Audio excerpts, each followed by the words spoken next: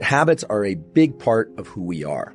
What we do habitually makes up much of what we do entirely. In fact, it's estimated that up to 70% of our waking behavior is made up of habitual behavior. People are highly variable. And if you can't form one habit easily, it doesn't mean that you can't form other habits easily. So what I'd like to do is to take the scientific literature of how the nervous system learns and engages in neuroplasticity and apply that to habit formation, habit maintenance, and if so desired, how to break particular habits.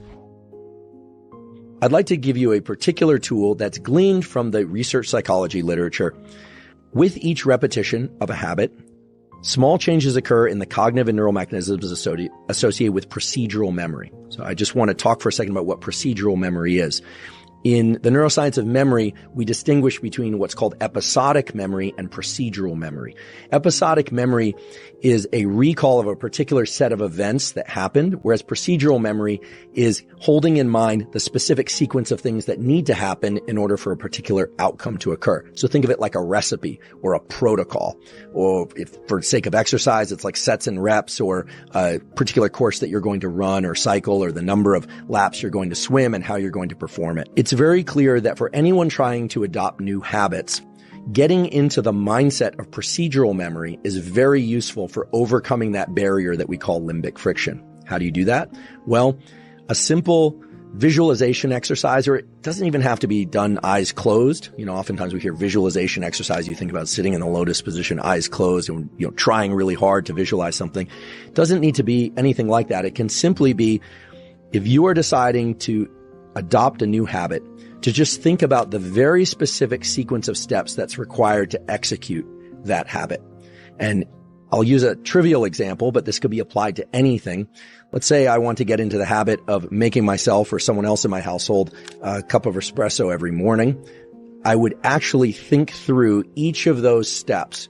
Walk into the kitchen, turn on the espresso machine, draw the espresso, walking through each of those steps from start to finish. And it turns out just that simple mental exercise done once can shift people toward a much higher likelihood of performing that habit regularly, not just the first time, but as they continue out into the days and weeks that follow. So now I'd like to discuss a second and what I think is perhaps the most powerful tool for being able to acquire and stick to new habits. The tool that I'm referring to is something called task bracketing. And the neural circuits associated with task bracketing are basically the neural circuits that are going to allow you to learn any new type of habit or break any habit that you'd like to break.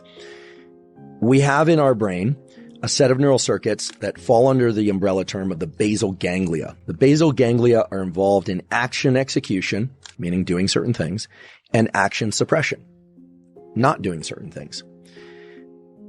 In the experimental realm, these are referred to as go, meaning do, or no go, don't do certain things.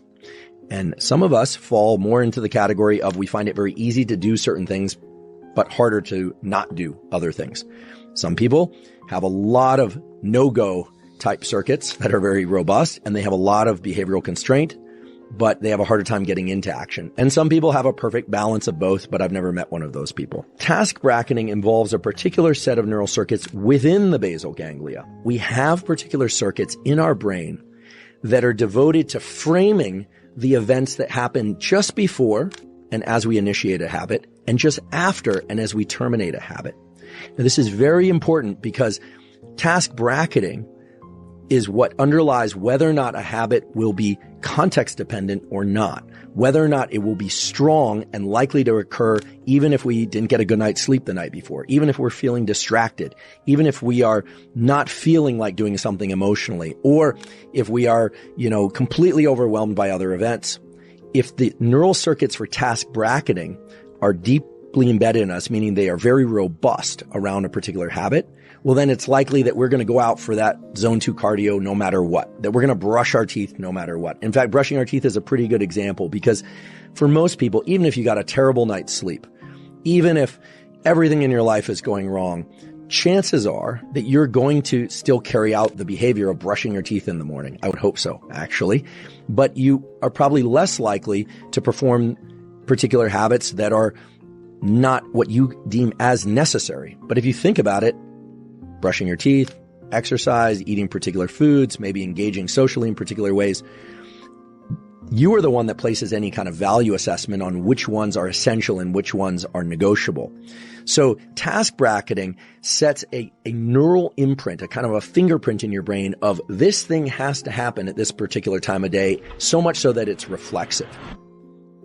If you are considering adopting a new habit, or if you are trying to break a habit, it's very useful to think not just about the procedural aspects of what you're going to do, but also think about the events that precede and follow that particular habit and the execution, or at least the effort to execute that habit. What you're doing is you're casting a kind of a spotlight around a bin of time or a set of events for which dopamine can be associated. What does this look like in the practical sense? Well, again, I'll just try and use very simple, concrete examples, but this could carry over to anything. Let's say I were somebody who has a hard time getting in that 30 to 60 minutes of zone 2 cardiovascular exercise mid-morning. What I should do is positively anticipate the onset and the offset of that session, right? So thinking about leaning into the effort, going out and doing that zone 2 cardio session, and I should think about how I'm going to feel after. So not just thinking about how great I'm going to feel after, but also thinking about how hard it's going to be at the beginning, and then trying to reward myself subjectively for the entire experience. In other words, start rewarding task bracketing in addition to rewarding the execution of the habit itself.